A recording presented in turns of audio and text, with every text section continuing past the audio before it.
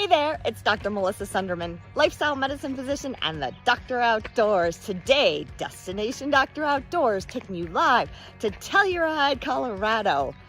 What can nature teach us? A lot of things, of course. But one of the things that I really appreciate about spending time in nature, it is constantly getting me out of my comfort zone and into my challenge zone. I am increasing my resilience when I'm in nature. What do I mean by that? Well, I was recently listening to an Andrew Huberman podcast, and he was interviewing the author Michael Easter, who wrote The Comfort Crisis. And I was so happy that they talked a lot about nature. So yesterday when I was on a hike out here in Telluride, I felt challenged several times, which ended up being a good thing. For instance, when we were hiking, we came across a herd of elk. They were in the distance, but not too far of a distance.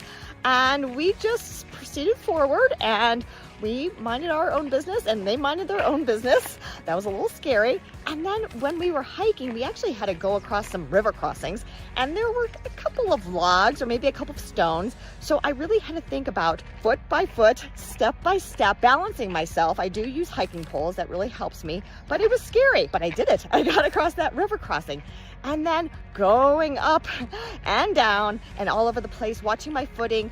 Coming down sometimes is a little scarier for me because there's loose gravel, but all of these experiences out in nature, I was learning to trust myself. I was learning to lean on myself.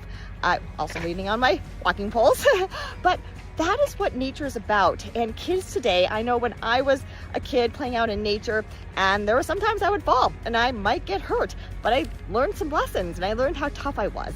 So yay that we're talking about how nature can increase our resilience, get us out of our comfort zone into our challenge zone. And we know from our growth mindset, that is when it happens. That's when the magic happens. So I invite you to try to get outdoors each and every day, someplace, any place.